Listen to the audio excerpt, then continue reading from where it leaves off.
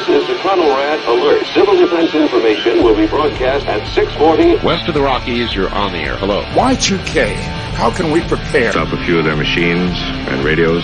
Throw them into darkness for a few hours. We are fighting for our lives. My family must survive. Food for 5 years. 1,000 gallons of gas, air filtration, water filtration.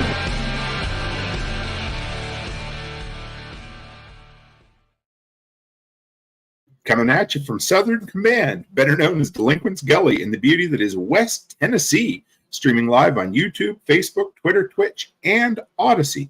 Welcome back to the workshop where we create community, find freedom, promote preparedness, and share success. I'm Toolman Tim. Today is, holy cow, October the 3rd, 2023.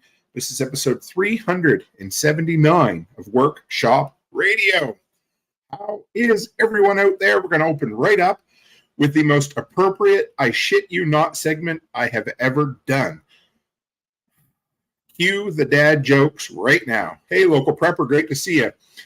So you guys know I shit you not is the opening segment, quite often on Thursdays, where I give you the background of a very common phrase.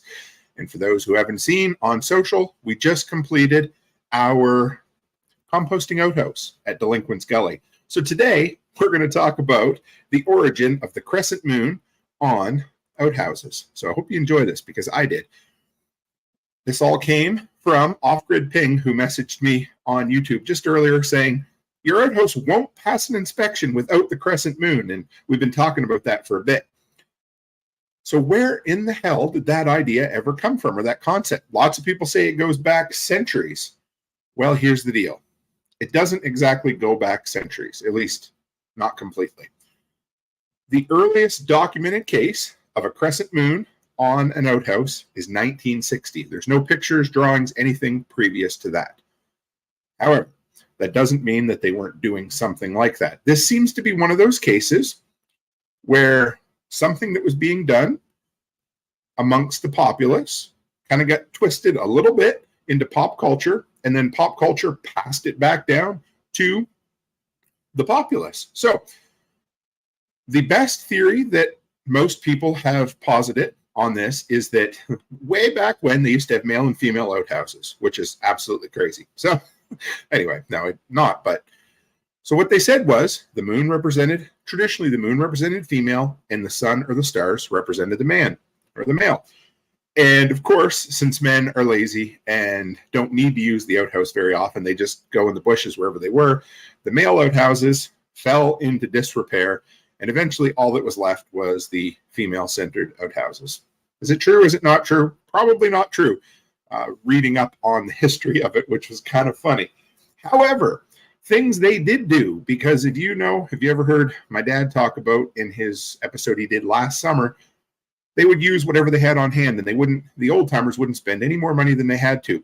So what did they do? Instead of, coming up with or buying a piece of metal for the handle, they would just cut a hole in it. Quite often they would cut hearts or V's or diamonds or half circles. Eventually, when hardware became less expensive, they started moving it to the center as a decoration. And at some point it went from half circle to a crescent moon. Earliest documented case was 1960 when the crescent moon started coming up. They think it came out of cartoons and comic books. Not really sure.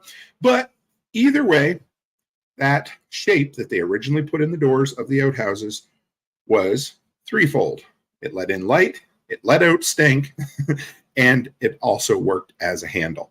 I don't know. I thought that would be fun. I mean, there is nothing better than talking about outhouses than in a segment of I Shit You Not. So I hope you enjoyed that. Let's get the announcements out of the way, and then we're going to dive into tonight's show.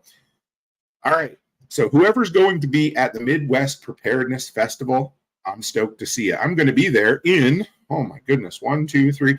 Anyway, I'll be there on Thursday evenings when I'm showing up. I'm leaving tomorrow we've been just north of our property, halfway between Camden and where the property is. Brian Alexovich and I have been working on the property. We'll talk about that a bit more. So I can't wait to see you folks up there. And next weekend is Self-Reliance Festival. If you haven't picked up, Byron Roberts says it's called a country moon. I like that. That actually sounds nicer than a crescent moon. Next weekend is Self-Reliance Festival. I am stoked to be there. I cannot wait. That will be the end of, so a week and a half, 2 weeks from now, I'm actually going to be on the road heading home. It's crazy that this 36-day road trip is quickly coming to an end. That will be when you include Midwest Preparedness, the workday at Delinquents Gully, and then Self-Reliance Festival. That'll be 5 separate get-togethers, which is awesome. This is exactly what I wanted it to be, and thank you guys for making it exactly what I wanted it to be. Also, remember our sponsor. Since our show has been twisted around while I've been live on the road, I try to mention at least a couple of them each evening when I go live. First off, don't forget my friends Nate and Aaron at Two Chicks Homestead. Nate is in the process. Actually, he has launched his ham radio business. So if you're looking for, handheld ham radios programmed for you with all the answers, check out Nate. Go to twochickshomestead.com. And, of course, our favorite Minnesotan, maybe not our favorite, well, I don't know, but we saw her in here earlier, Amy from A Farmer's Kind of Life. She just relaunched her podcast, and she took a chance on this podcast ages ago and became our second ever sponsor, which we thank her very much for. So if you're looking for some spicy but sweet motivation to stick in your ear holes, give her a go, guys. All right, and I see Jake from Ravenwood Acres. Hey, Farmers Kind of Life in there, Food Forest Farms, all kinds of people. So we're going to start off tonight with This Week in the Workshop. I haven't done that in a little while, and I wanted this to be as close to a everyday average episode for you guys as you're going to get while I'm on the road. twochickshomestead.com.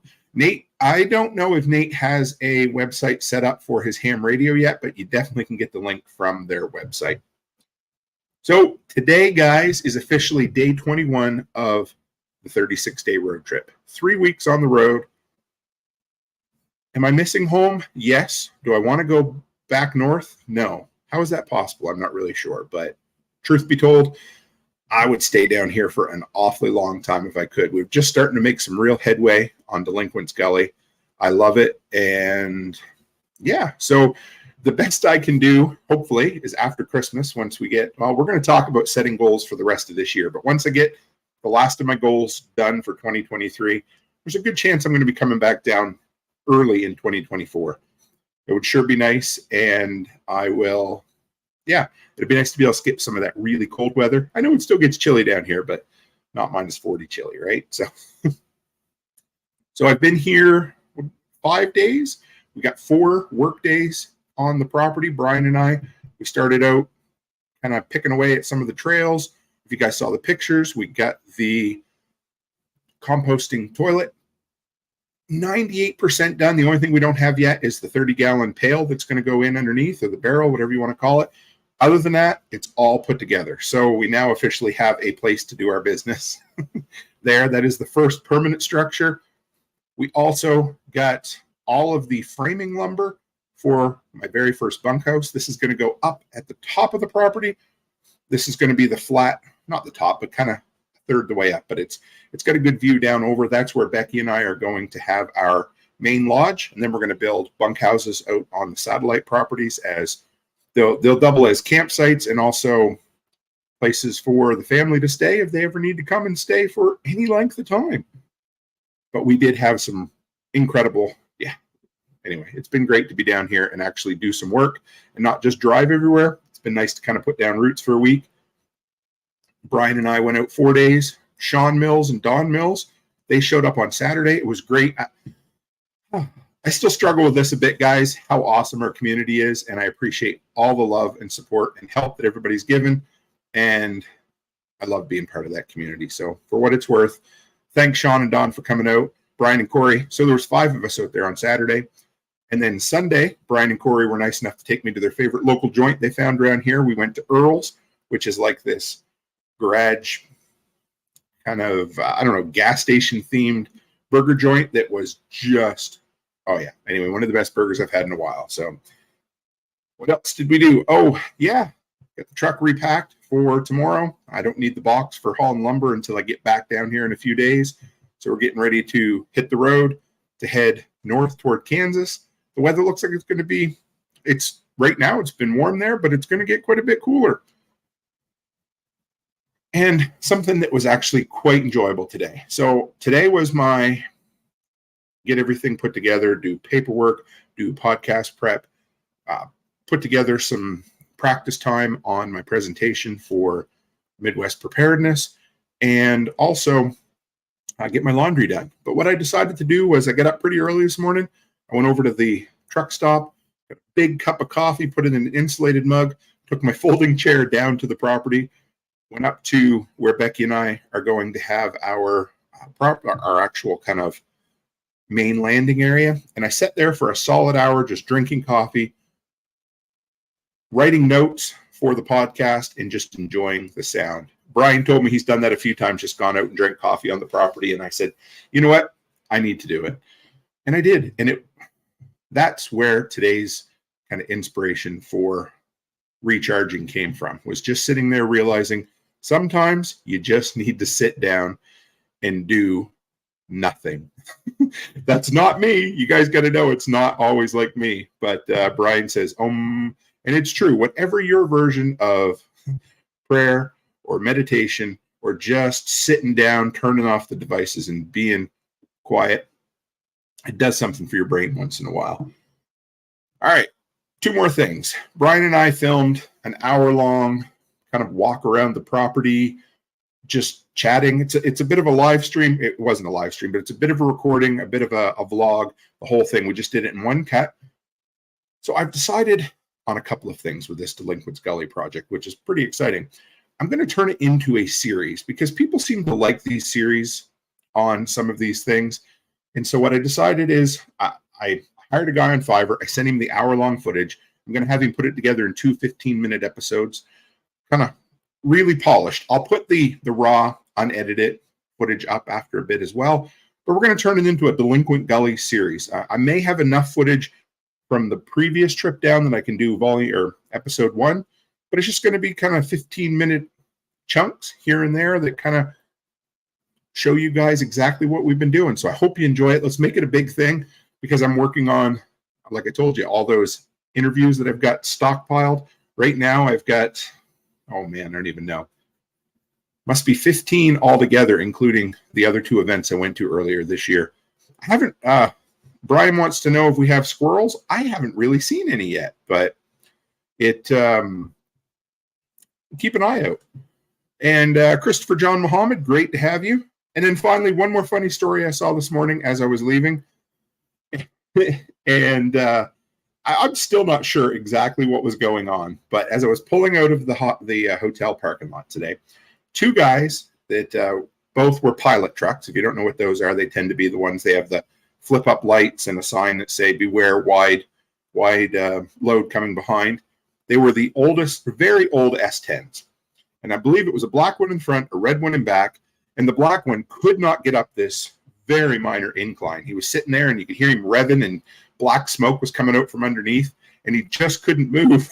So the red guy, 100%, you know this dude has done this a bunch of times, just rams him from behind, gives him a push, and then hits him again and does it a second time, gets him out into the road, and off they go driving down the interstate. So, you know how it is.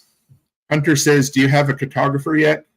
Drones, topo maps. Actually, Brian Alexovich is going to work on the drones, but it would be really cool once we get some paths in there and the different campsites, some of the hip campsites. It would be really nice to have a drawn map of the entire thing. I think that would be kind of cool. So I'm working really hard.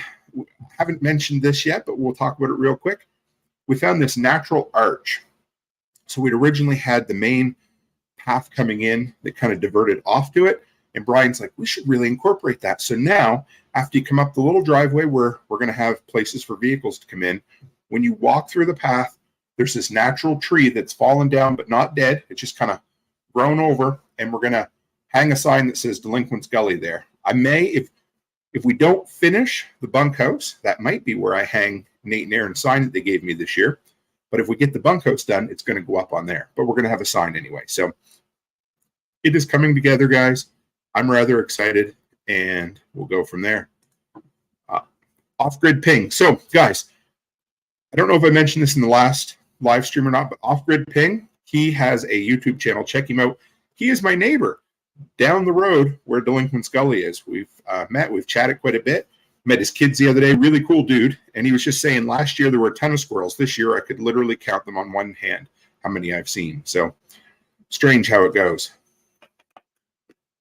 And one more segment, the nail bag. We haven't reached into the nail bag in ages. And just before, maybe a couple hours before I went live, I saw Carrie Brown asked a question in the Telegram group. And if you're not part of the Telegram group, I'll ask you one reason. Why aren't you? You need to be. It's where all the cool kids hang out. But really, it's just where we all interact and answer each other's questions. He had what looked like a canister of two-stroke or mixing oil. Has to be at least a decade old. It has Kmart as the label. And he was wondering if it was still good. I didn't know enough to answer it. I'm, of course, in my smart-ass head, I'm like, well, you know, if it was down in the ground for 1 million years, and now it's just in a bottle, it seems like it's about the same as the Himalayan salt. However, there are additives and detergents and things like that mixed to two-stroke motor oil, or mixing oil, I guess we should call it. So, like everything on the internet, there's no consensus, but I did look up a couple of manufacturers' recommendations. And of course, once again, company recommendations compared to real-world scenarios tend to be a little bit odd. Most companies say unopened, sealed up with the foil cover, should get 5 years out of it. Once it's opened, if you keep the lid on, 2 to 3 years. Okay, that's what they say. But here's the other thing. One more thing. Older mixed oil doesn't have as good of additives in it as the newer ones. At least, again, that's what the companies say. However, many people, including Chris Dixon in the group, have used stuff that's well over 10 years old and no problems at all. So here is what most of the internet experts say on this. Open it up. If it hasn't kind of phase separated, if you don't have it, yes. Chris Dixon says the consensus is trying it yourself. I have 10-year-old two-stroke oil and it's been fine. Exactly. So if you open it up, it's not chunky, it's not separated, then you should be good to go. That's what almost everyone on the internet says, and I definitely trust Chris Dixon because the dude has 1 or 2 years on me, but more than that, he has a whole bunch of, oh, yes, oh my goodness, Michael Sparks could definitely answer that. If you want to comment on this, this is the AMSOIL expert here, guys. We're talking about two-stroke, well, anyway. Or if you want to send me a full follow-up, Mike, I'd love to hear about it, but we had a discussion earlier today on how long, you know, two-stroke oil will stick around. So anyway, all right, let's get into the thrust, the main part of tonight's show. And like I said, okay, first off, sitting there drinking my coffee, just as I finished my coffee, I decided that I was going to take a 30-second clip of just the sound and the beauty of the woods that I was in today so that I could take it back to Canada with me. And anytime I need that solitude, I'm just going to play it for 30 seconds and remember, hey, your place is waiting for you. You can come back. You can have a good time. And as I was sitting there, trying not just kind of letting my mind come up with tonight's theme, I realized, like always, I love to talk about the year and how fast it's gone by. And as of September 30th, October 1st, we have hit 75% of 2023 being gone. Now, that doesn't mean that it's a bad thing, because it's not. There's been some incredible things happen in our community this year. And so what I want to start out with is focus on just a couple of cool things. I'm not going to name names or anything, but I want people to look back on the great shit they've done already so that they don't get discouraged and think, holy shit, I only got 3 months left, 25% of 2023. But anyway, somebody we've mentioned already tonight took an incredible chance, or a chance a year or so ago, and turned it into a really cool, side hustle. Anyway, it grew even bigger this year to the point where this project that they put together has paid their house off. So that alone should be enough. I know another dude who is side hustling his ass off constantly. He may or may not have a wedding coming up right away, but that is awesome. And I know people get burnout sometimes, but keep doing what you're doing. There's been tons of growth in content creation in our workshop family this year. Keep it going. We got 3 months left. We're going to kick ass and get shit done. But we got to look at our goals. We got to work on it. And Brian says, nature is always is waiting for you always. That sounds a little bit like the start of a horror movie. Nature's watching you. No, that's anyway, that's from a Disney movie, isn't it? So we got 3 months left to kick 2023's ass, guys. So let's get at it.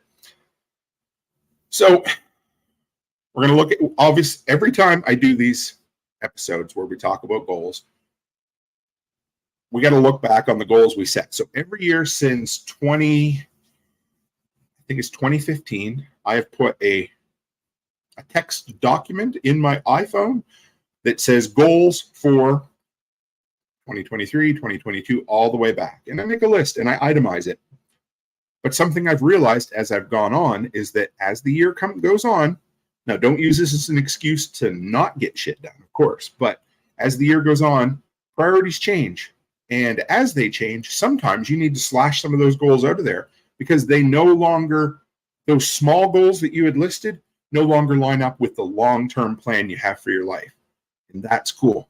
Kind of like selling the handyman portion of my business. If you'd asked me if I would ever do that, 3 years ago, 2 years ago, maybe even 18 months ago, I'd have called you absolutely insane. And yet here we are at the point where I've now sold that portion of the business. So priorities change. So we got to remember that, okay? Also, I'm just going to put it out there and I'm going to say this as polite and as nice as I can with my Canadian smile on her face. It's also time for some of us to piss or get off the pot.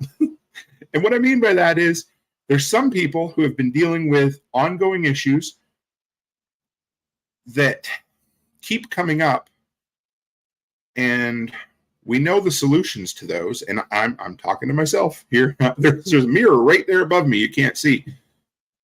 Some of these things are piss or get off the pot kind of time. So if there's something that you've been beating around in your head multiple times and you've maybe asked for advice about it, or you've asked yourself for advice and you just don't take your own advice, well, it's time to take your own advice, right? Simple as that. So I got an email from a cuddly kick in the nuts. Thanks, Food Forest Farms. And Farmer's Kind of Life says, piss or get off the pot. Yes. Yeah, that's, I don't know where that comes from. Could be East Coast, could be the prairies. I don't know, but it is. It's time for all of us to piss or get off the pot just a bit. And I'm trying to be as, there you go. See, Chris Dixon's just like, shut up, Tim. Time doesn't care about your feelings. Simple as that. And that's what it is. Here I am trying to be all nice and polite. And, so Spags from Midwest Preparedness Festival messaged me, I don't know, about a week ago. Took me a couple of days to get back to him. And he wanted me to write a blurb about myself, a description, or it was really what it was a resume. It said, whatever kind of thing that you have that kind of any qualifications that build up what you do, I'd love to hear it. Now, for a second, I thought, really, I don't have qualifications to write about, right? and then there's a reason for that. So back up a little bit here, Tim. And I got this mirror up here in front of me. So I'm going to try to make a point here, and hopefully you guys can get this. When we look in the mirror every single day, we don't really see the change. I look in the mirror every day. I shave like once every 3 weeks, something like that. And of course, I know I've gotten older, but from yesterday till today, I don't necessarily see the change, right? However, when I go home out east to visit my parents, and I walk into the side porch door, there's still a picture of me standing there when I hiked to the Balancing Rock down Digby Neck when I was 20 years old. So that thing is 22 years old. And you want to believe that when I quickly look at that picture and I think in my head what I see in the mirror today, you want to believe that those 22 years, there's been a huge change over that time. And what I'm getting at is, when all we're doing is looking forward and getting busy and figuring out the very next thing that we need to do to check off on our goals list, it's really easy to forget how much great shit we've already done this year and the years previous. And so as I was putting this together, I was like, and I'm tooting my own horn here a little bit, but it's like, spoke at 7 events around the continent this year. A member of the Expert Council, a YouTube channel with 10,000 subscribers, get to interview some incredible names in the industry, just all of those things. And I was like, holy shit. Yeah. Because when you're always looking forward to the next great thing that you need to do, sometimes take a minute, sit down, look back, and that alone will be enough to recharge your battery. Now, I'm not saying it is enough to recharge your battery, but it sure as shit could be one of the right things or one of the steps in the right direction. So take a minute. Wow. We're not going to go silent because we're on the podcast as well. But if anybody out there wants to, Amy Dingman says, you're calling me out, Tim. I'm not. I'm calling myself out here too, darling. So what I want everybody to do, you don't have, but throw in the comments something incredible you've done this year. I don't care how trivial or how large it is. It always helps me to look back. And when I wrote this, I was like, well, shit, stop being so hard on yourself, Tim. Sure, there's always room for improvement. But when you turn around and look how far you've climbed the ladder, time to be a little bit positive on yourself. So that's what I want you to do. Throw it out there, and I will mention a couple of things in the podcast here as we go along. And we're going to get into, Hunter says, incredible, not much. I promise you, the fact that we're all still here is pretty damn incredible, if you ask me. And your definition and my definition of incredible might not be the same, but in my mind, anything positive, any improvement from last year is incredible. So don't be hard on yourself, Hunter. Chris Dixon says 100% debt free. Now to remember not to let up on the throttle. And Hunter says nothing I do, I think, is incredible. Well, I want you to know that you are incredible.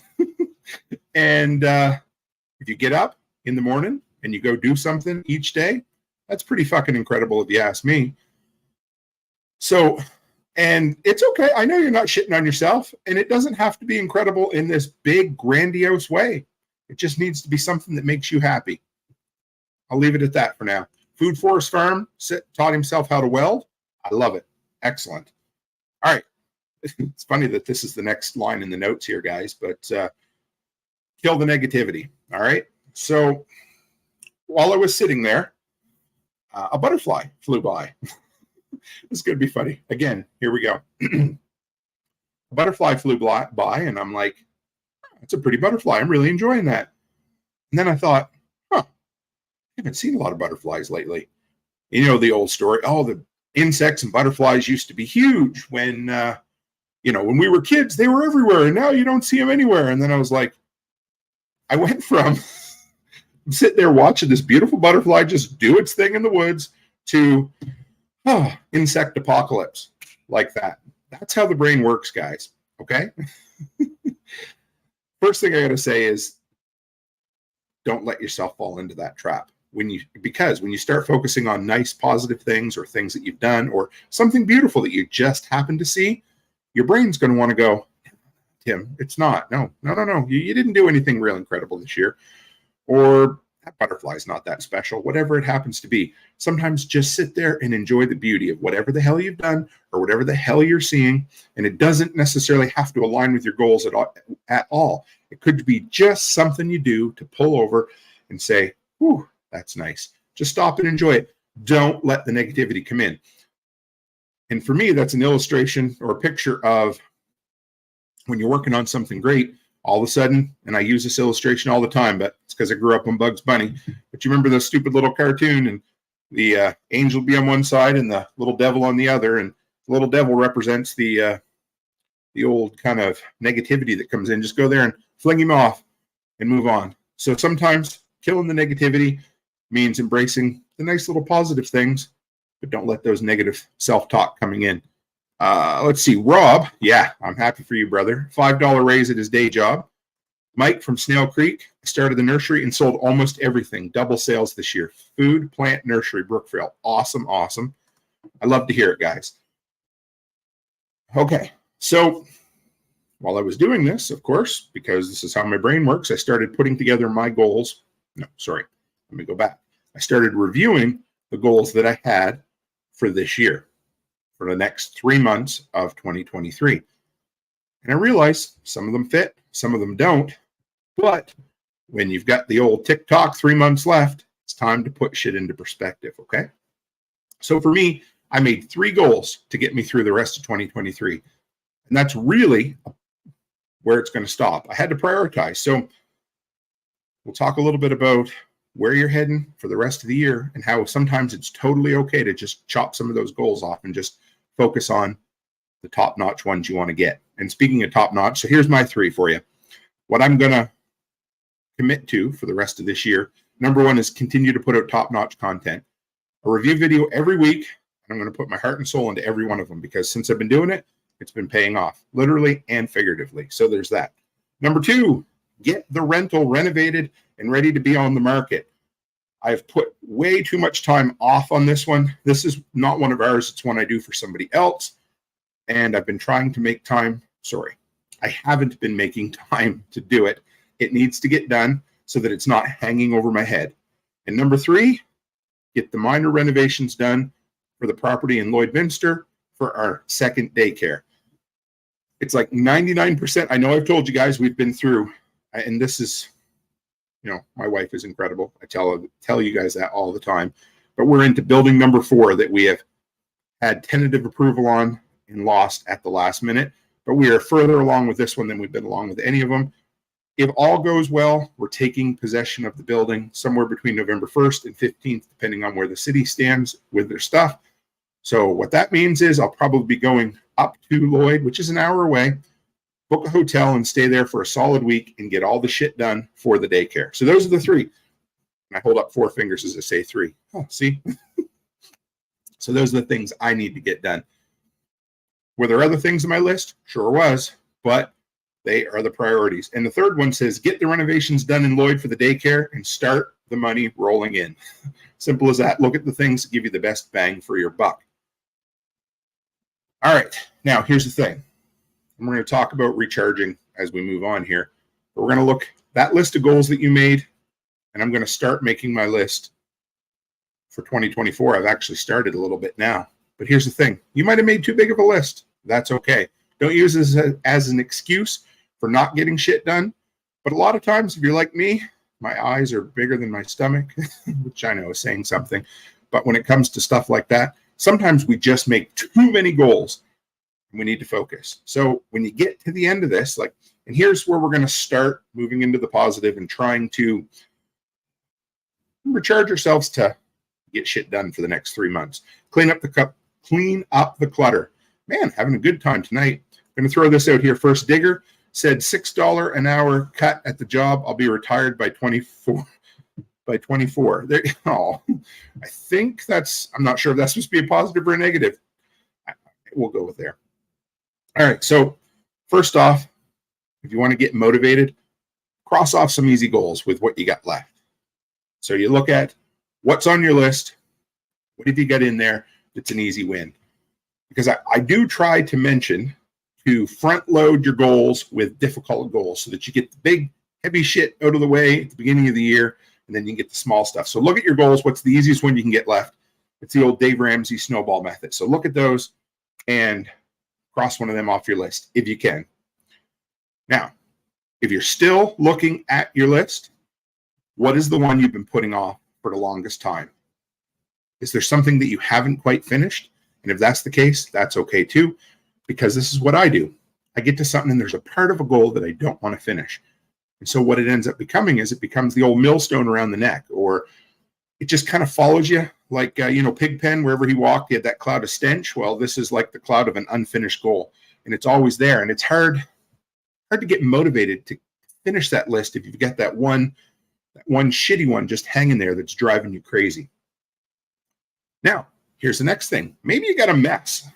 And this is as much for me as it is for you guys, but I'm just thinking sometimes when I have to do something, and that might be putting a whole bunch of furniture together for the daycare, I use the fact that my garage is cluttered and messy and shit is everywhere as an excuse to not get things done.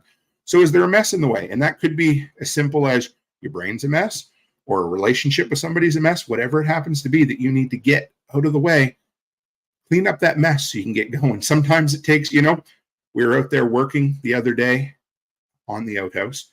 Sean Mills shows up, and the entire first 2 days, Brian and I are cutting, and I'll go down to the ground and just use the cheap little cordless skill saw I got for cutting. And Sean's like, why don't we take 10 minutes and make some sawhorses, and it'll make life so much easier. 10 minutes of work made the rest of the project that much easier. Why I didn't do it before, I don't know. But that's the example. There might be a mess in the way of getting a goal done. Take 10 minutes, take a half hour, whatever it is, clean up the mess, fix something, and then get shit going. And here's the other thing. Maybe one of your goals is to eliminate a relationship in your life or a family member or whatever it happens to be. But if you're like me, I don't love conflict. I know it's hard to believe. And so we just let that shit sit out there and fester. Anytime that I have an uncomfortable conversation or situation to deal with, I will worry about it for days or weeks before I deal with it. However, again, that is a drain on the battery through and through. When you carry that with you everywhere, you just never feel like you're charged up. Christopher John Muhammad says, I've been retired for a year, still trying to figure this thing out. Good evening, Red Moose Farm. Great to have you. Digger says, better yet, my wife's asking about my imaginary friends. Well, the imaginary internet friends, we're special people here, man. And Whited Outdoors says, I got a lot of hobbies, so I usually have lists with categories. I do too. Lists and lists and lists. All right. So what part of your goals exhaust you? So here's the thing, because when we make goals, we want to get all kinds of shit done. There are going to be things that you might like doing, but they still tire you out. So for me, and I've talked at length about this before, I love, one of my favorite things in the entire world is going to events. Whether it was the workshop get-together in Illinois, Prepper Camp in North Carolina, or Midwest Preparedness Self-Reliance Festival, I love them all. However, that doesn't mean that they don't drain my battery. Going to big, high-intensity social events, when you talk to 100 people, which I love, and I will never begrudge myself talking to anybody, and then you get up on stage and you do a presentation, and whatever it is, by the time that weekend is done, I'm hooped. I'm no good for nothing. I need alone time or quiet. I need to figure out what it is that recharges my batteries. And that could be the same for you. And I know sometimes you're like, well, Tim, you're a social butterfly. Well, sure. Yeah. But when it comes down to it, at a point, once I've done, especially prepper camps, 4 days long, by the time I'm done, I'm hooped. I need some time to recharge my batteries. So whatever it is, whatever your goals are, the hard ones, the ones that take the toll out of you, remember that. Pay attention to them and know that when you come out the other side, you got to take some time and recharge your batteries. And here's the thing with us people, with us get shit doners, people who concentrate on living life to the fullest. It's why some people just dip the hell out sometimes. And we're like, well, where did they go? And we don't necessarily know where they went or why they're not here right now. But sometimes when we focus on getting all the shit done, maybe it burns us out. Maybe we have emotional trauma or issues that we have to work our way through. Sometimes we just can't do that with other people looking. And so we don't ever hold it against people. But whatever it happens to be, if you're putting everything you have into getting shit done, remember to recharge your batteries afterwards. So I made a list of the things that drain my battery first. They're going to be different for everybody, but I figured if I listed them for you guys, then maybe you might recognize some of the things in you that drain the battery as well. Chris Dixon says, that's my new goal, learn how to talk to people. I really need to get better at it. Well, I know a guy who likes to talk, so anytime you want to talk, call me up and we can chat. But yes, I get you. It's tough. It can be a difficult thing. And Haas says, when I make goals, I add a due date. Makes me more motivated to get it done. Love that. Absolutely love it. Okay. So here's some of the tasks that are into my day-to-day schedule that if they don't get done, my yearly goals don't get done. Some of you will be like, I roll, of course, but paperwork and admin work, guys. You know, one of Jack Spirko's favorite sayings is, what do you hate, money? Well, no, but I hated paperwork so much for so long that I would put off my month-end invoices simply because I fucking hated doing month-end invoices, to the point where I'm sure over the years I probably missed one or two of them that I didn't get paid for simply because I put off paperwork that much. It needs to get done. Things like revamping the website, things like making a list of all the videos that I want to upload to my Amazon influencers account this winter. That kind of shit. When I'm done, I'm done. But here's the thing with that kind of stuff. Remember back in my university days when you would kind of work or, book work from sun up to sunset. By the end of the day, your brain would be so damn fried, but I couldn't go to sleep. I'd lay in bed and I hadn't done a damn thing all day, and I'd just toss and turn. My brain was going a mile a minute because it hadn't shut off yet.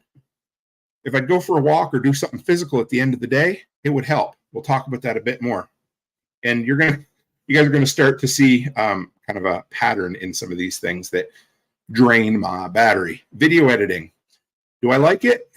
I don't hate it, but it drains my brain. So some of the bigger jobs I'm going to start outsourcing to other people, because when I'm done video editing, I'm wiped. Simple as that. And I know you're like, well, I don't have to. Yeah, well, we all have things we have to do. Long phone calls or meetings. Simple as that.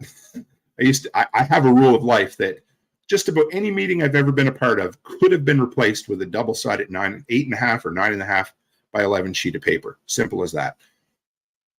Phone calls, especially businessy phone calls, drive me crazy. I just suck at calling people in general. But when I'm done, I love meeting up with people individually in person. But long phone calls or meetings, whew, if I can, anyway. In-person events, we already talked about that. That drains my battery. Now, here's two more that maybe aren't something you guys might think about, but procrastination drains my battery. It's almost like, when a car has a phantom charge or a phantom draw or whatever, and Ravenwood, I bet Mr. Retired from the military, meetings are the worst. Yes, I hate meetings, 100% through and through. Procrastination to me is like when there's a phantom draw on a vehicle. And what ends up happening is the vehicle's sitting there and it's not doing anything, but the battery's just slowly dying. And eventually when you need to dive into it and turn it on, guess what? Battery's stone dead because it's been drawing a little bit. And that's what happens to me if I put something off more and more and more. The longer I put it off, the more I feel it. And the more even though I'm not doing anything, it makes me feel unenergetic. But it does. It literally zaps the life out of me when I'm putting something off. 100% of the time, when I face up to something and do it, I feel energized afterwards. And confrontation, I talked about that as well. And that goes hand in hand with procrastination. I hate confrontation. Always have. Can I do it now? Absolutely. But I hate it. And it drains my battery when I'm dreading the idea of confrontation, right? So here's the thing. When we're in the middle of big things, and whether that's this busy work or whatever goals we have to do, sometimes we end up feeling lost.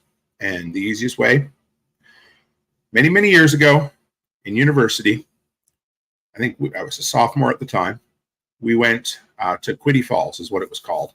Beautiful waterfalls, about 30 to 40 feet high. You could kind of swim in it. The water was a little bit cold. The thing was, the trail wasn't marked at all, not even a little bit. And so us, city-ish kind of folk decided, we piled into 2 or 3 vehicles and we headed out the 45-minute drive into the woods. And the thing about New Brunswick that was different than Nova Scotia, and Nova Scotia, you're like 50 to 75 kilometers from the ocean at any time. In New Brunswick, it's just this big block of hundreds and hundreds of kilometers of, I don't know the exact amount, but of trees. It's just all inland is trees. So if you get lost in there, you're hooped. So we all pull over. Everybody's wearing summer clothes. Nobody's got any survival packs with them. Nobody has a compass or GPS. And this is pre everybody having a cell phone day. And we're pretty sure this is the path we're heading in. We all head into the woods. We get, 50 to 100 yards off the main trail, off the main road. And we're like, guys, I don't think this is the right place. Not at all. And all of a sudden, we all turn around and realize we don't have a sweet stinking clue how we get in, where we're heading, and we're all disoriented just like that. And so 2 or 3 people are like, hey, we're just going to head back. We know where we're going. I said, no, just wait. Let's all stand in place. One person head in the direction they think is where it's supposed to be. And as long as we can still hear you and we're within auditory contact of one another, so if you can holler and we can answer, nobody's going to get lost. We ended up having to do that 3 or 4 times before we found the road again. Everybody thought they knew the right direction. And here's the thing. Sometimes when you get overwhelmed, you've lost your charge. Sometimes you just need to sit in one place, watch the butterflies, drink the coffee, and get your bearings straight before you try to do anything. So, how in the world do we recharge? All right, well, ask yourself this. What are some of the things that you do, no matter how hard they are, when you're done, you feel better when you do them? Okay? For me, it's really 2 things, hard work and solitude. And that sounds really weird, but they go hand in hand, of course. The harder I work, the more I sweat, the hotter it is outside, the more I enjoy it for some reason sometimes. It doesn't mean I'm always going to enjoy it, but those are the things. Hunter says hitting the hot steel. Absolutely. That's all. I love hearing that. Haas says I go outdoors and take a hike.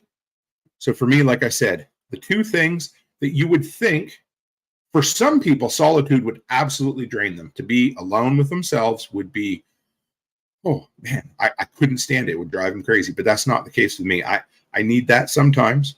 And hard work. Some people be like, yeah, that wears you out. Yeah, but it's a good worn out. Like Chris says, it tires your body and your brain. Like I said, it doesn't matter how hard I work on a project, even though I'm tired at the end, it's a good kind of tired. You know what I'm saying? It actually charges my battery. And here's the thing. Here's kind of how I look at it.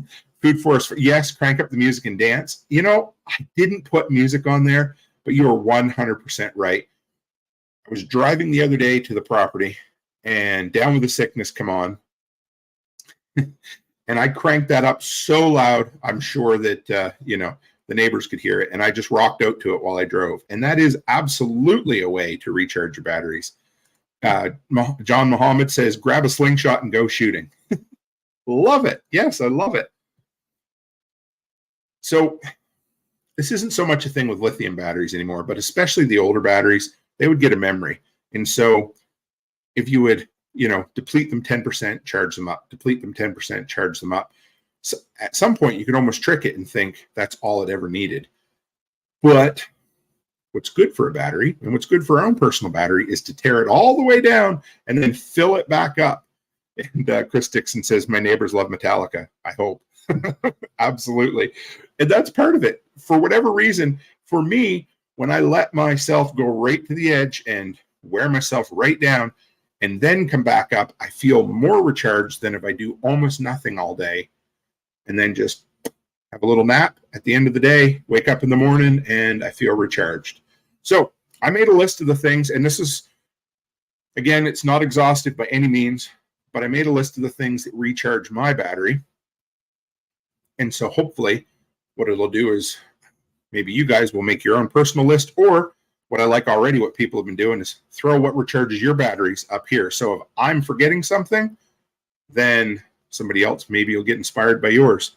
Hunter says it's draining not finishing things for me. Yes, that used to be something that I was myself.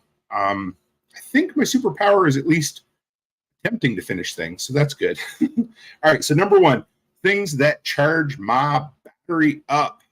Learning a new skill. That is how I have been my entire life. It's part of being a modern Renaissance man, or whatever the hell you want to call it, a polymath. Just the fact that I'm always wanting to learn something new. There is nothing that excites me it gives me the old tingles on the back of the neck more than learning a new skill, learning something new. Even a new fact sometimes is enough to get me going and recharge my batteries. Number 2, a physically exhausting project. Something like on the weekend when I need to build a deck at the daycare, I go over and I spend all day with earbuds in my ears, listening to audiobooks, which we'll talk about in a minute, and just working and draining myself down. You feel so much better. Chris Dixon says, standing in a stream with a fly rod is an ultimate recharge. Love it. Listening to audiobooks.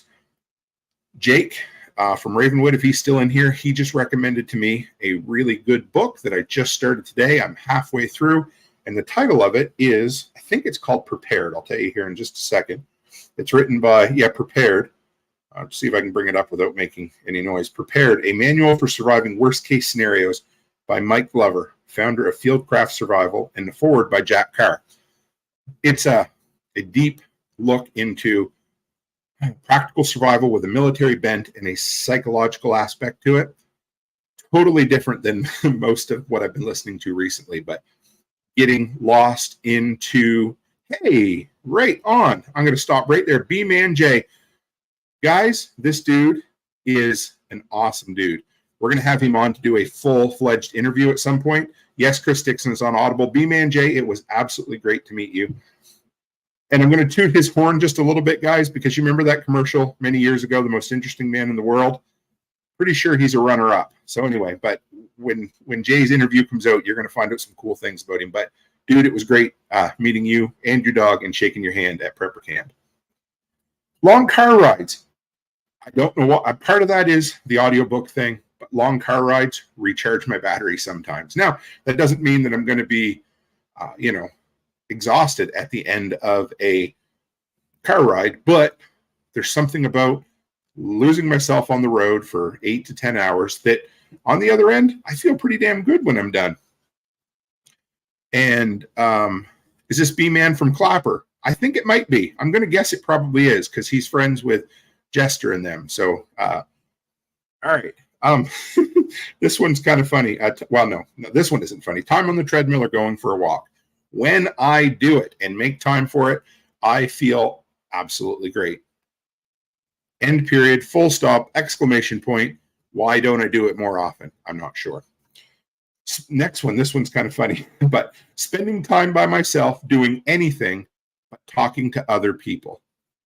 Simple as that. I love the sound of my own voice. I love talking to you guys. I love talking to other people. But there are times when I just don't want to do it, and it recharges my battery by not doing it.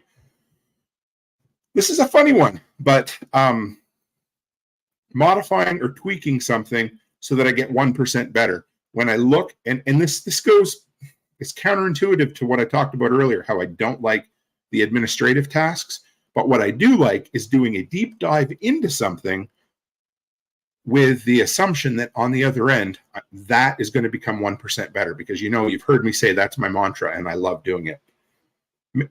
Making a to-do list and then crossing things off on the to-do list. B-Man J says conversation and knowledge. Yep, you fit in well around here, brother.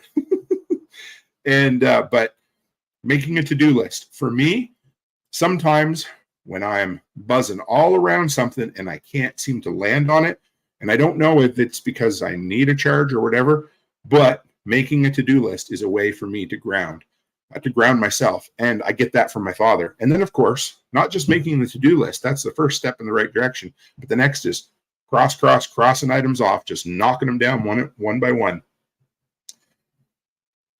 One-on-one time with good friends. Simple as that. Whether it's 15 minutes on the road, heading somewhere, stopping to see Chris Dixon, or dropping in and hanging out and having a great conversation with Nicole and Tactical Redneck at the Holler. Simple as that.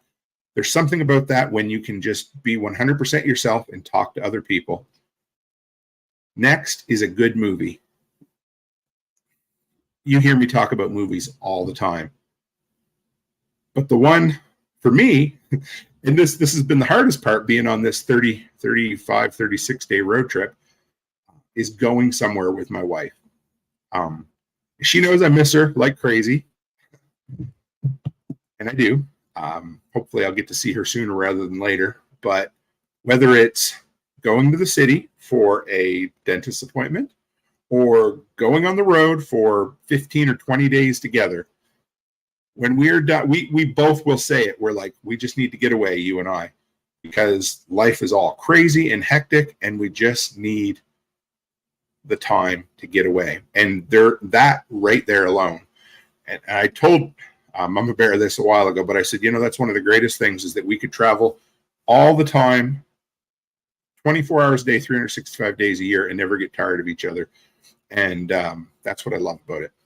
Because when we start to feel kind of overwhelmed or life's getting a little buzzy all the way around, that's what we do. We go somewhere together, and it recharges our batteries.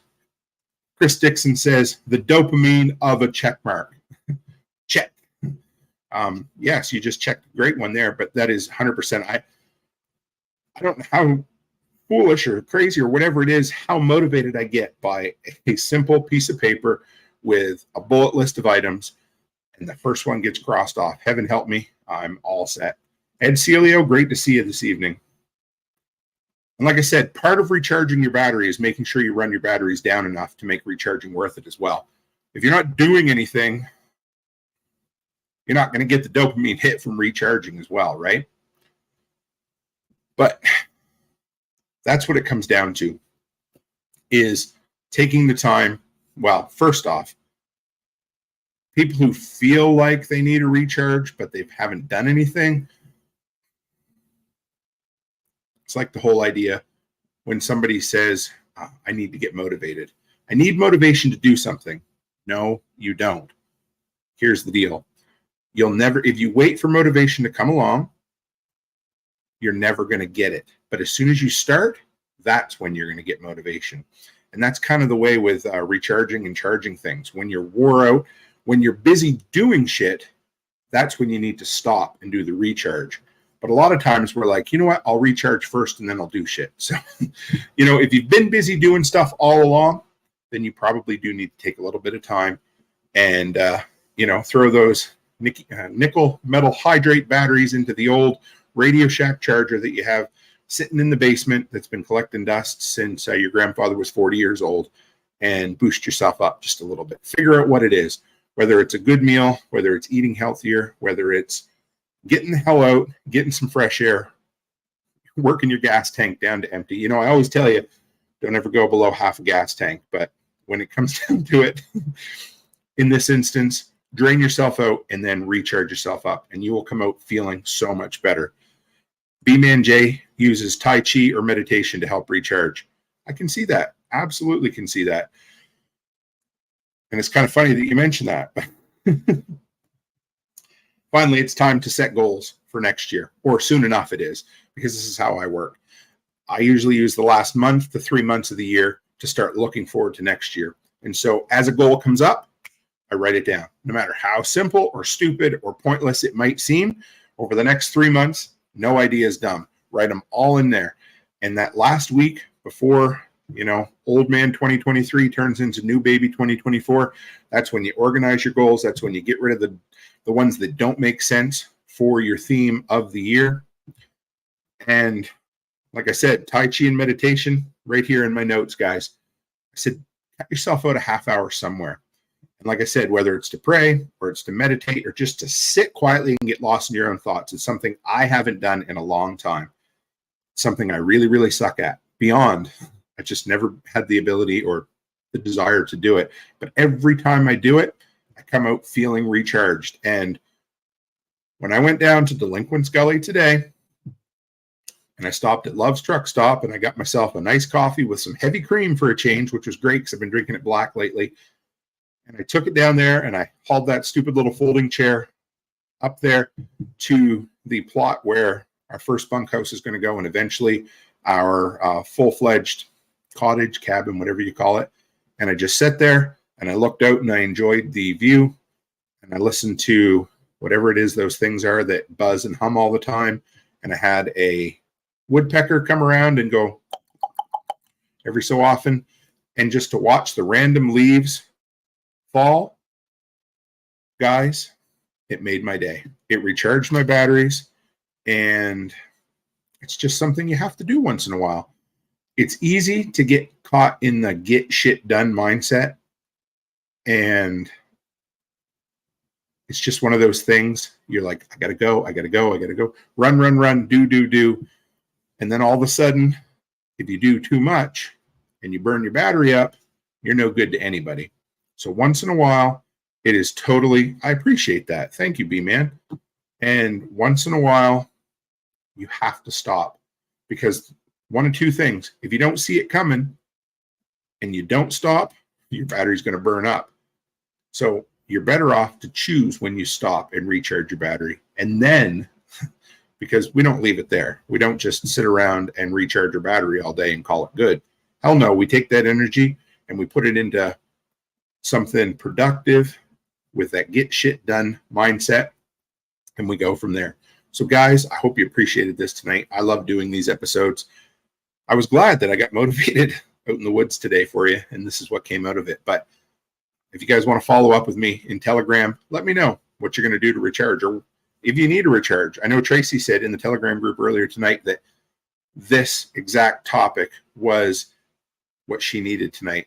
And it was the thing that I needed as well. And hopefully it was something that you guys could use. It was good to see all kinds of nice new names in here. And B-Man J, you're welcome back anytime. L2 Survive. See, I've been on this road trip, and look at this, guys. Like, I just think it's cool. So anyway, if you go back here, I go back a little bit. Off-Grid Ping. Met him on my road trip this year. He's my neighbor in Tennessee. L2 Survive, I met in person at Thrivalist Fair in Washington on my trip. B-Man J, I met you, brother, this year on my trip at Prepper Camp. This is the power of in-person connections. And I know that's been a theme, but I love you guys. It's always great to meet you. Food Forest Farm says, thanks for the power up. Love you, brother Tim. I love you, brother Brian. And Digger says, Church of the Woods, go out, sit, watch, nap, and repeat. Absolutely. So I don't know. You may get another, I'm not going to promise anything. You may get another live stream this week. You may not. There'll be recordings. There'll be new content going out there. I've got stuff in the pipeline in case I don't have time to do another live stream before Midwest Preparedness. You'll definitely get a post-Midwest Preparedness project festival update as soon as I'm done there. Probably record it on the road back to Tennessee.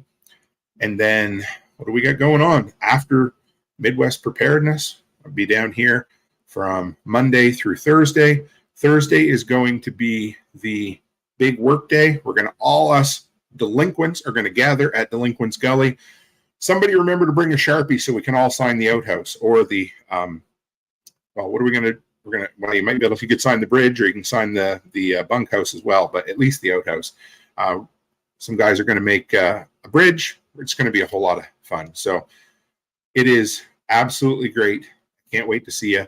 Self-Reliance Festival will be the last event of this incredible, epic 36-day, more than a month-long trip. And thanks for keeping me company while we do it, because there are days that it gets lonely. But you know what? That's exactly how we recharge. So thank you, Workshop, Delinquents, and I will see you. Yeah. Oh, one more question here. Mike says, where is your Tennessee property? 40 minutes direct south of Camden. And Off-Grid Ping, I appreciate you as well. I'll be back in this area as of Monday next week. So as always, brothers and sisters, fellow Workshop Delinquents, stay happy, stay healthy, and have a great week.